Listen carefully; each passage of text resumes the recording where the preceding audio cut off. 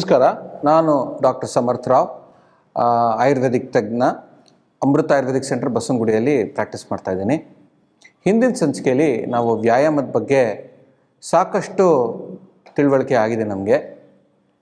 ಈ ಸಲ ನಾವು ಮಾತಾಡೋದು ಟಾಪಿಕ್ಕು ಅಭ್ಯಂಗ, ತೈಲ ಅಭ್ಯಂಗ.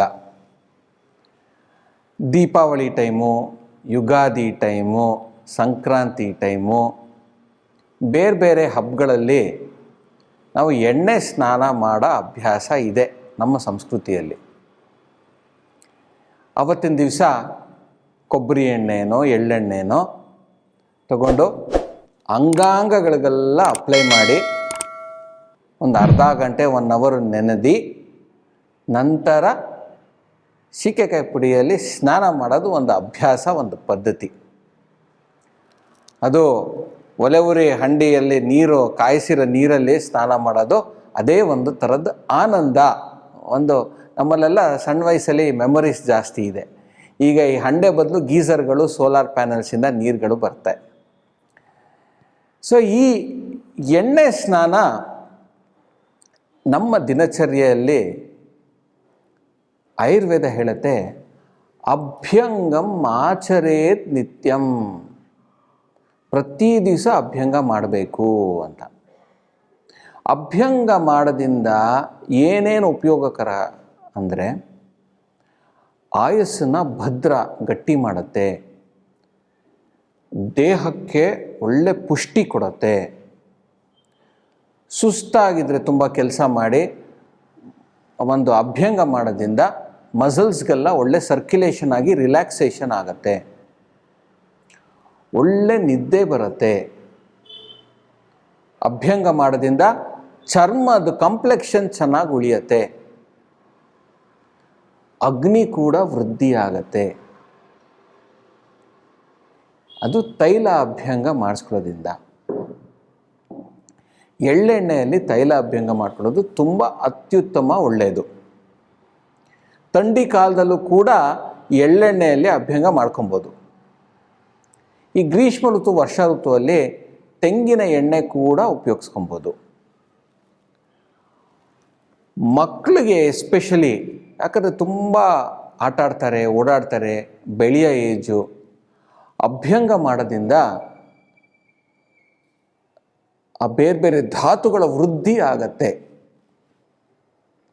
ಅಭ್ಯಂಗ ಆಯುರ್ವೇದ ರೀತಿಯಲ್ಲಿ ನೋಡ್ಕೊಂಡು ಹೋದರೆ ಪ್ರತಿ ದಿವಸ ಮಾಡ್ಕೊಬೇಕು. ನಾವು ಸ್ನಾನ ಮಾಡುವಾಗ ಸೋಪ್ ಹಾಕ್ಕೊಂಡು 10 ನಿಮಿಷ ದೇಹ ಎಲ್ಲ ತಿಕ್ತೀವಿ. ಅದೇ ಸ್ನಾನಕ್ಕೆ ಮುಂಚೆ ಒಂದು 5-10 ನಿಮಿಷ ನಾವು ಯಾತಕ್ಕೆ ಎಣ್ಣೆ ತಗೊಂಡು ಸೆಲ್ಫ್ ಮಸಾಜ್ ಮಾಡಬಾರ್ದು? ಸೆಲ್ಫ್ ಮಸಾಜ್ ಮಾಡೋದ್ರಿಂದ ರಕ್ತ ಸಂಚಾಲನೆ ದೇಹದಲ್ಲೆಲ್ಲ ಸ್ಮೂತಾಗಿ ಹೋಗುತ್ತೆ. ಎಲ್ಲ ಅಂಗಾಂಗಗಳಿಗೆ ರಕ್ತ ಸಂಚಾಲನೆ ತುಂಬ ಚೆನ್ನಾಗಾಗತ್ತೆ.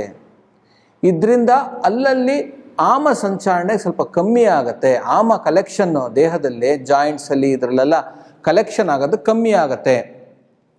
ಇದರಿಂದ ಏನಾಗುತ್ತೆ ಅಂದರೆ ಅನಾರೋಗ್ಯ ಬರಲ್ಲ, ನಮಗೆ ಮಂಡಿ ನೋವುಗಳು ಅದೆಲ್ಲ ಬರಲ್ಲ. ಯೋಗ ರತ್ನಾಕರ ಅಂತ ಒಂದು ಗ್ರಂಥ ಹೇಳುತ್ತೆ, ನಿನಗೆ ಇಡೀ ದೇಹ ಎಣ್ಣೆ ಮಾಡ್ಕೊಳ್ಳೋದಕ್ಕೆ ಸಮಯ ಇಲ್ಲ ಅಂದರೆ ಅಟ್ಲೀಸ್ಟು 3 ಕಡೆ ಎಣ್ಣೆ ಹಚ್ಕೊಬೇಕಂತೆ. ಎಲ್ಲೆಲ್ಲಿ ಅಂದರೆ ನಿಮ್ಮ ಕೈಗಳಿಗೆ. ಈ ರಕ್ತ ಸಂಚಾಲನೆ ಹಿಂಗೆ ಹೋಗಿ ಹಿಂಗೆ ವಾಪಸ್ ಬರುತ್ತೆ, ಈ ಜಂಕ್ಷನ್ ಇದು. ಇಲ್ಲಾದ್ರೆ ಪಾಣಿ ಪಾದಗಳಿಗೆ ಎಣ್ಣೆ ಹಚ್ಕೊಬೇಕು, ಕೈಗಳಿಗೆ, ಪಾದಗಳಿಗೆ, ಈ ಪಾದಕ್ಕೆ ಎಣ್ಣೆ ಹಚ್ಕೊಬೇಕು. 3ನೇ ಜಾಗ ಎಲ್ಲಿ ಅಂದರೆ ತಲೆಗೆ. ಇನ್ನು ನಮ್ಮ ಮೆದುಳಲ್ಲಿ ಎಷ್ಟು ಆ್ಯಕ್ಟಿವಿಟಿ ನಡೀತಾ ಇರುತ್ತೆ, ಬಿಸಿ ಯಾವಾಗಲೂ. ನಾವು ಬೆಳಗ್ಗೆ ಯೋಚನೆ ಮಾಡುವಾಗ, ಆಹಾರ ಸೇವನೆ ಮಾಡುವಾಗ, ವ್ಯಾಯಾಮ ಮಾಡುವಾಗ, ನಿದ್ದೆ ಮಾಡಿದಾಗಲೂ ಒಂದು ಕನಸು ರೂಪದಲ್ಲಿ ಇದು ಬ್ರೇನ್ ಕಾನ್ಸ್ಟೆಂಟಾಗಿ ಕೆಲಸ ಮಾಡ್ತಾ ಇರುತ್ತೆ, ರಕ್ತ ಸಂಚಾಲನೆ ಚೆನ್ನಾಗಿ ಆಗ್ತಾ ಇರುತ್ತೆ ಅಲ್ಲಿ. ಅಂಥ ಕಡೆ ನೀವು ಎಣ್ಣೆ ಹಾಕಿ ಮಸಾಜ್ ಮಾಡುವಾಗ ಅಲ್ಲಿ ವಾತ ಕಮ್ಮಿ ಆಗುತ್ತೆ. ಈ 3 ಕಡೆ ನೀವು ಮಾಡ್ಕೊಂಡು ಬಂದರೆ ಯಾವ ಥರದ್ದು ನಿಮಗೆ ಸ್ಟ್ರೋಕ್ಗಳು ಭಯ ನಿಮಗೆ ಬರಬಾರ್ದು, ಬರಲ್ಲ. ಪಾಣಿಪಾದ ಹಾಗೂ ತಲೆಯಲ್ಲಿ ಎಣ್ಣೆ ಹಾಕೊಳ್ಳೋದು ನೀವು ಅಭ್ಯಾಸ ಮಾಡ್ಕೊಬೇಕು. ಫುಲ್ಲು ಬಾಡಿ ನನಗೆ ಎಣ್ಣೆ ಹಾಕೊಳ್ಳೋಕ್ಕೆ ಟೈಮೇ ಇಲ್ಲ ಡಾಕ್ಟ್ರೇ ಅಂದರೆ ಇಷ್ಟು 3 ಜಾಗಕ್ಕಾದರೆ ಎಣ್ಣೆ ಪ್ರತಿ ದಿವಸ ಹಾಕೊಳ್ಳಿ. ಒಂದು ಮನೆಯಲ್ಲಿ ಬಾತ್ರೂಮ್ ಹತ್ರ ಒಂದು ಚೇರ್ ಇಟ್ಬಿಡಿ. ಆ ಚೇರ್ ಮೇಲೆ ಕೂತ್ಕೊಂಡು ಸೆಲ್ಫ್ ಮಸಾಜ್ ಮಾಡ್ಕೊಳ್ಳೋದು ಅಭ್ಯಾಸ ಮಾಡಿಕೊಡಿ. ಒಂದು ಬೌಲಲ್ಲಿ ಎಳ್ಳೆಣ್ಣೆ ಒಂದು ಸ್ವಲ್ಪ ಬಿಸಿಯಾಗಿದ್ದರೆ ಒಳ್ಳೆಯದು. ಆ ಎಣ್ಣೆ ತಗೊಂಡು ಇಡೀ ದೇಹಕ್ಕೆ ತಲೆಯಿಂದ ಕಣ್ಣು ರೆಪ್ಪೆಗಳಿಂದ ಕಿವಿ ಒಳಗಡೆ ಚೂರಾದರೆ ಪ್ರಯತ್ನ ಹಾಕಿ ನಸ್ಯ ಮಾಡ್ಕೊಳ್ಳಿ, ಬಾಯಲ್ಲಿ ಗಂಡೂಷ ಮಾಡ್ಕೊಳ್ಳಿ, ಕತ್ತಿಗೆ ಒಂದು ಸ್ವಲ್ಪ ಹಚ್ಚಿ, ಮೈಗೆಲ್ಲ ಹಚ್ಚಿ, ಕಾಲುಗಳಿಗೆಲ್ಲ ಹಚ್ಚಿ, ಪಾದಗಳಿಗೆ ಹಚ್ಚಿ. ಇದು ಅಭ್ಯಂಗ ಮಾಡಿಕೊಂಡು ಒಂದು 5-10 ನಿಮಿಷ ಅಲ್ಲಿ ಕೂತ್ಕೊಂಡು ಆ ಎಣ್ಣೆಯಲ್ಲಿ ನೆಂದು ಆಮೇಲೆ ಸ್ನಾನ ಮಾಡ್ಕೊಳ್ಳಿ. ಆಯಿತು, ಪ್ರತಿ ದಿವಸ ಮಾಡೋಕ್ಕೆ ಕಷ್ಟ, ಅಟ್ಲೀಸ್ಟ್ ವಾರಕ್ಕೆ ಒಂದ್ಸಲಿ ಮಾಡ್ಕೊಳ್ಳಿ. ವಾರಕ್ಕೆ ಒಂದ್ಸಲಿನೂ ಕಷ್ಟ, ತಿಂಗ್ಳಿಗೆ ಒಂದ್ಸಲಿ ಆದರೂ ಮಾಡಿ. ಆದರೆ ತಿಂಗ್ಳಿಗೆ ಒಂದ್ಸಲಿ ಮಾಡಿದ್ರೆ ಒಂದು ಮುಹೂರ್ತವರೆಗೂ ನೀವು ಎಣ್ಣೆಯಲ್ಲಿ ನೀವು ಕಾಯಬೇಕು. ಸ್ನಾನಕ್ಕೆ ಮೊದಲು ಒಂದು ಮುಹೂರ್ತ ಎಷ್ಟು 40-45 ನಿಮಿಷ 45 ನಿಮಿಷ ನೀವು ಎಣ್ಣೆ ಹಾಕ್ಕೊಂಡು ವೇಟ್ ಮಾಡಿ. ಆಯುರ್ವೇದ ಅಂತ ಒಂದು ಪ್ರೊಫೆಷನಲ್ಲಿ ಸಾಕಷ್ಟು ಆಯುರ್ವೇದ ಪಂಚಕರ್ಮ ಸೆಂಟರ್ಗಳು ಓಪನ್ ಆಗಿದೆ. ಅಲ್ಲಿ ಹೋಗಿ ಒಂದು ಅಭ್ಯಂಗ ಮಾಡಿಸ್ಕೊಳ್ಳಿ. ಅಭ್ಯಂಗ ಆಗಿದ್ಮೇಲೆ ಒಂದು ಬಾಕ್ಸಲ್ಲಿ ಹಾಕಿ ಕೂಡಿಸ್ತಾರೆ ನಿಮಗೆ.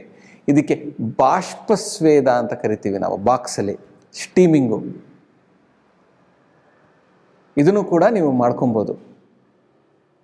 ಈ ಅಭ್ಯಂಗ ನೀವು ರೆಗ್ಯುಲರಾಗಿ ಮಾಡ್ಕೊಳ್ಳೋದ್ರಿಂದ ಎಲ್ಲ ಕಾಯಿಲೆಗಳು ದೂರ ಇರುತ್ತೆ, ನಿಮ್ಮ ಆಯುಸ್ಸು ಭದ್ರ ಆಗತ್ತೆ. ಒಂದು ಇನ್ಶೂರೆನ್ಸ್ ಪಾಲಿಸಿ, ನಾನು ಇಷ್ಟೆಲ್ಲ ಹೇಳ್ತಾ ಇರೋದೆಲ್ಲ ಒಂದೊಂದು ಎಡಿಷನ್ ಇನ್ಶೂರೆನ್ಸ್ ಪಾಲಿಸಿಗಳು. ಇದು ಮಾಡ್ಕೊತಾ ಇದ್ರೆ ಯಾವ ಥರದ್ದು ಮಂಡಿ ನೋವುಗಳು ಅದೆಲ್ಲ ಬರಲ್ಲ. ಯಾತಕ್ಕೆ ಈ ನಡುವೆ ಎಲ್ರಿಗೂ ಮಂಡಿ ನೋವುಗಳು ಜಾಸ್ತಿ ಆಗಿದೆ ಅಂದರೆ ಮಂಡಿಗಳಿಗೆ ನೀವು ಎಣ್ಣೆ ಹಚ್ಕೊತಾನೇ ಇಲ್ಲ. ಆ ಮಂಡಿಗಳು ಎಣ್ಣೆ ಹಚ್ಕೊಳ್ಳೋದ್ರಿಂದ ಡಾಕ್ಟ್ರೇ ಆ ಎಣ್ಣೆ ಅಲ್ಲಿಂದ ಒಳಗಡೆ ಹೆಂಗೆ ಹೋಗುತ್ತೆ ಅಂತ ನೀವು ಪ್ರಶ್ನೆ ಆಗ್ತೀರಾ. 2 ರೀತಿ ಕೆಲಸ ಮಾಡುತ್ತೆ ಅದು. ಅಲ್ಲಿ ಎಣ್ಣೆ ಹಾಕಿ ಮಸಾಜ್ ಮಾಡೋದ್ರಿಂದ ಅಲ್ಲಿ ರಕ್ತ ಸಂಚಾಲನೆ ಚೆನ್ನಾಗಾಗತ್ತೆ.